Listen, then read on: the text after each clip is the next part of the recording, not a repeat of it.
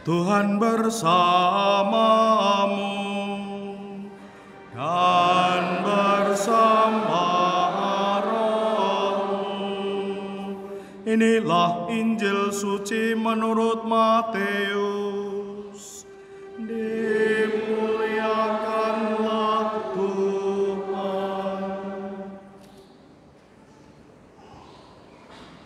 Sekali peristiwa, Yesus menyatakan kepada murid-muridnya bahwa ia harus pergi ke Yerusalem dan menanggung banyak penderitaan dari pihak tua-tua, imam-imam kepala, dan ahli-ahli Taurat, lalu dibunuh dan dibangkitkan pada hari ketiga.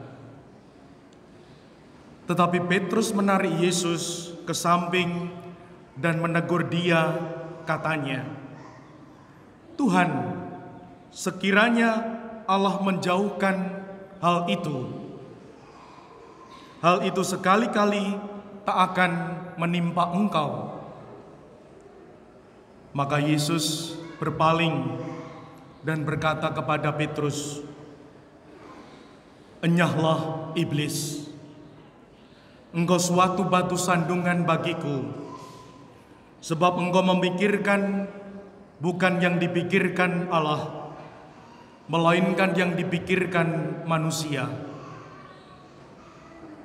Lalu Yesus berkata kepada murid-muridnya, "Setiap orang yang mau mengikuti aku harus menyangkal diri, memikul salibnya, dan mengikuti aku. Karena barang siapa mau menyelamatkan nyawanya, ia akan kehilangan nyawanya. Tetapi barang siapa kehilangan nyawanya karena aku, ia akan memperolehnya. Apa gunanya bagi seseorang jika ia memperoleh seluruh dunia tetapi kehilangan nyawanya? Apakah yang dapat diberikan sebagai ganti nyawanya? Sebab Anak Manusia akan datang dalam kemuliaan Bapanya, diiringi malaikat-malaikatnya. Pada waktu itu, ia akan membalas setiap orang setimpal dengan perbuatannya." Demikianlah sabda Tuhan. Terpujilah Kristus.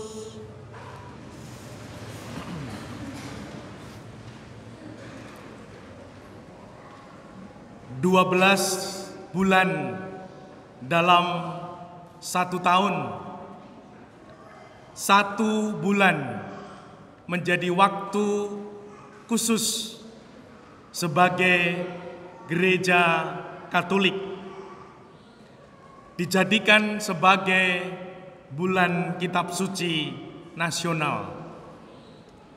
Dan kita juga ingin bertekun di dalamnya, dan semoga berbuah dalam ketekunan kita. Kitab suci menandai bulan ini bulan kitab suci. Lalu ada payung ayat suci,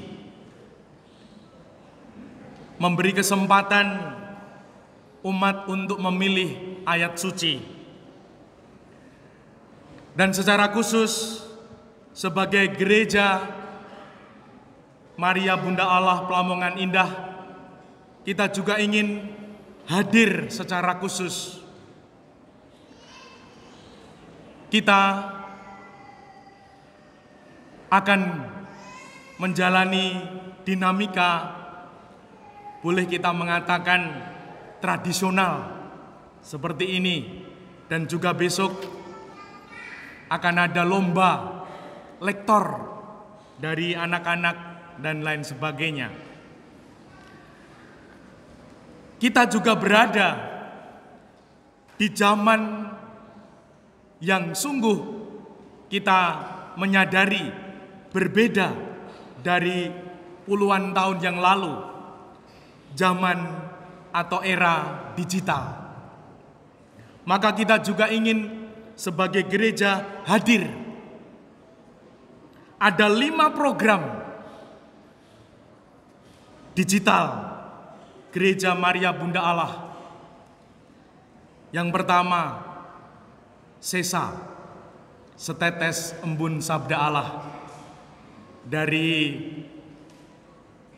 Romo Bondan.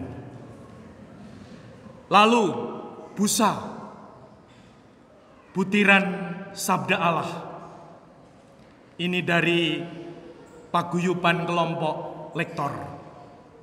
Sudah 1 bulan ini mengudara. Lalu ada Musa, mutiara sabda Allah. Ini dari paguyuban kelompok Prodiakon. Tanggal 1 kemarin mulai mengudara. Di mana? Di channel YouTube dan di IG. Ibu bapak, saudara-saudara kasih bisa ketik di YouTube Lektor MBA, Prodiakon MBA akan menemukan itu. Yang baru OTW yaitu dari ibu-ibu paroki akan membuat channel YouTube Doa Ibu. Doa ibu untuk keluarganya, suaminya, anaknya, dan lain sebagainya. Begitu pula yang baru OTW dari anak-anak kita tercinta, Miss Dinar Maria Bunda Allah. Apa itu programnya? Doa anak. Doa anak mau ujian, doa anak untuk ayahnya, ibunya, mama, papanya, dan lain sebagainya. Di channel YouTube Miss Dinar Maria Bunda Allah dan Ibu-ibu Maria Bunda Allah. Ada 5 program digital Gereja Maria Bunda Allah. Kita beri aplaus untuk gereja kita.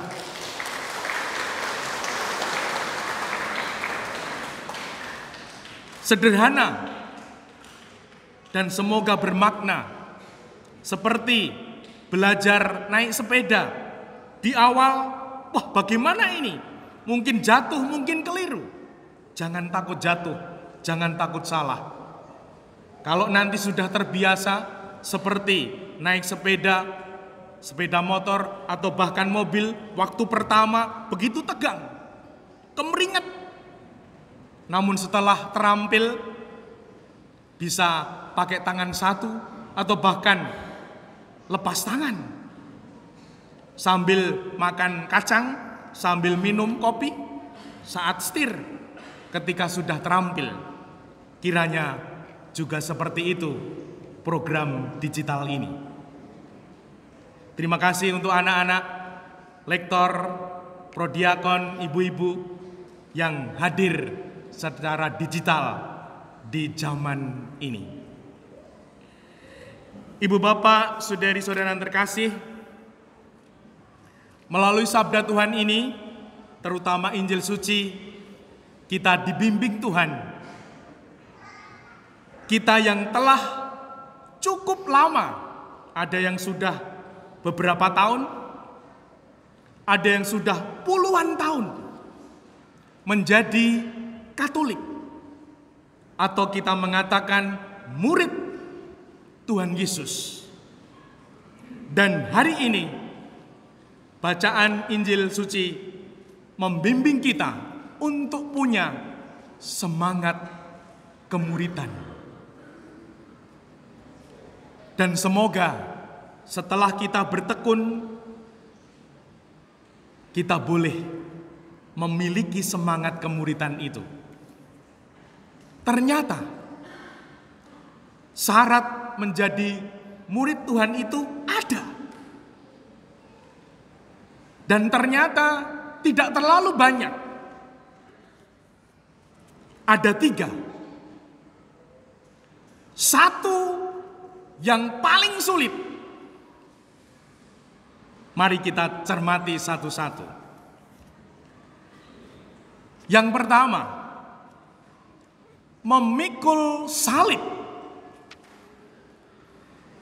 Kiranya ini tidak mudah, namun sudah kita jalani. Menjalani tugas, tanggung jawab, pelayanan, perutusan kita yang mungkin kadang ringan, sedang, bahkan juga berat dalam keluarga kita, di dalam lingkungan masyarakat, di dalam gereja, di dalam tugas-tugas kita, tanggung jawab kita secara pribadi. Itu kita tekuni, kita jalani. Dan sudah berjalan.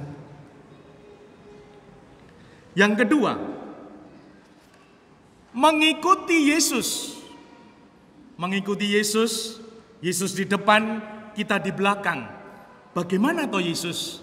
Sabdanya, sikap-sikapnya, tindakannya, kita temukan dalam kitab suci. Kita mencoba mendengar, mengerti, memahami, gayemi, dan akhirnya mewujudkannya dalam kata-kata kita, dalam karya tindakan kita. Kiranya juga sudah. Sudah 2. Seperti tadi kita mengatakan ada 3. 2 sudah kita jalani, ada 1 yang paling sulit, yaitu menyangkal diri.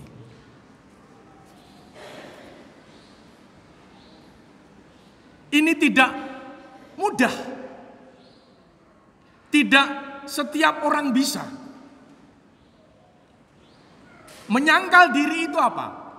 Melakukan sebaliknya. Mau marah, malah sabar. Mau males-malesan, mengerjakan tugas, PR, bangun, malah rajin. Mau ngerumpi, ngomongin jeleknya orang, malah melakukan sebaliknya, memuji, menghargai. Mau iri, malah kemudian bersyukur atas segala rahmat dan berkat-Nya. Mau menghakimi, namun malah mengasihi. Kalau bahasa kerennya dibahasakan di Latin, agere contra. Melakukan sebaliknya, menyangkal diri. Ini yang paling sulit. Sudah tidak boleh makan pedes-pedes. Sak dulit, rong dulit. Setelah itu, diare. Sudah tidak boleh makan es krim. Pupung ibu nggak ada. Pupung istrinya nggak tahu. Di pesta perkawinan, sak gelas. Dinikmati. Hari berikutnya masuk rumah sakit. Gulanya naik. Menyangkal diri. Ini tidak mudah. Nah, semoga ada 3 syarat menjadi murid Tuhan. 1 yang paling sulit. Dan semoga kita mau mencermati hidup kita ini. Apakah aku ini sudah bisa menyangkal diri, melakukan sebaliknya? Mau santai-santai, aku harus melakukan ini, menyelesaikan tugasku. Ini akan menjadikan diri kita punya semangat kemuritan. Dan kita akan lulus menjadi murid Tuhan, orang Katolik benar-benar. Dimuliakanlah Tuhan kini dan sepanjang masa.